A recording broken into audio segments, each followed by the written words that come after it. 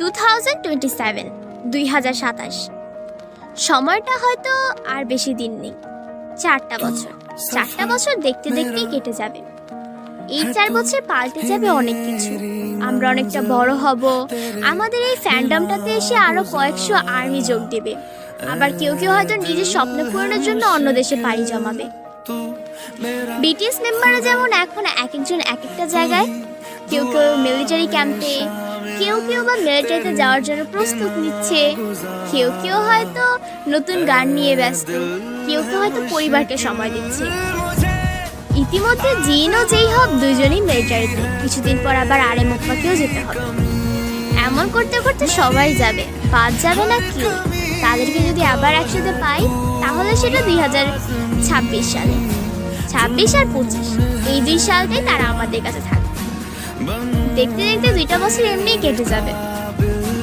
তারপর আসবে সেই 2027 সাল, যেই সালটা হয়তো অনেক আর্মিরাই চায় না। তারা তো ভাবে যে যদি সময়টা এখানেই থমকে যেত কতই না ভালো হতো, কিন্তু তা তো হয় না। সময় তো সময়ের গতিতেই চলে থাকে। সেই সালটা হয়তো অনেক আর্মির জীবনে কাল নামিয়ে আনবে। সেই সালটা বিটিএস ও আর্মিকে চিরকালের জন্য আলাদা করে দিবে। আর্মিরা চাইলেও আর তাদের সাথীকে দেখতে পারবে না, তাদেরকে একসাথে পাবে না। শেষবারের মতো একটা কনসার্ট, শেষবারের মতো একটা গান, শেষবারের মতো একটা পার্টিলিউ ডাক, শেষবারের মতো একটা আই লাভ ইউ বলে ডাক, শেষবারের মতো একটা লাইফ। তারপর হয়তো তাদেরকে আর পাওয়াই যাবে না। কনসার্ট শেষে সবে আমাদের কাছ থেকে চিরবিদায় জানিয়ে চলে যাবে। বিটিএস মেম্বাররা চলে যাবে। আর্মিদের আত্মবিশ্বাসী গড়ে তোলার জন্য আরএম থাকবে না। নিজের প্রশংসা নিজে করা শেখানোর জন্য জিন থাকবে না। আর্মিদের ম্যারিমি কমেন্টে সুন্দর একটা রিয়্যাক্ট দেওয়ার জন্য সুগা থাকবে না। শত কষ্টের মাঝে আর্মিদের হাসতে শেখানোর জন্য যেইহব থাকবে না। ক্যামেরার সামনে এসে আর্মিদের সাথে ফ্লার্ট করার জন্য জিমিন থাকবে না। তাইয়াং থাকবে না, যে পাগলামো করে আর্মিদের মুখে হাসি ফুটিয়ে তোলে। জাংকুক থাকবে না, যাকে দেখে আর্মিরা তাদের সব দুঃখ কষ্ট ভুলে যায়। হারিয়ে যাবে সেই 7টি ফুল, যাদের জন্য আজও কাঁদবে কোটি কোটি প্রাণ। স্তব্ধ খেয়ে যাবে সারা বিশ্ব। আর হয়তো আর বিটিএস আর্মি আর হেটার্সদের মধ্যে ঝগড়া লাগবে না। বিটিএস, বান্তান, সুনন্দা কিছুই থাকবে না।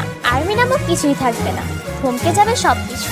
তাদের কখনোই ভুলবো না, তাদেরকে ভোলা যাবে না। তাদের শুরুটা হয়তো অতটা সহজ ছিল না। অনেক স্ট্রাগল করতে হয়েছে তাদের। শত কষ্টের পর তারা আজ সাফল্য পেয়েছে।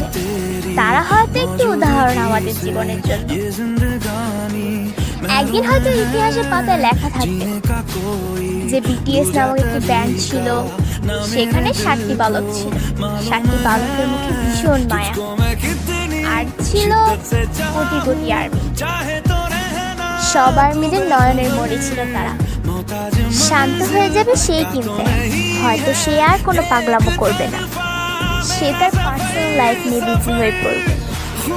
শুধু তেই না, সকলেই তার পার্সোনাল লাইফ নিয়ে বিজি থাকবে।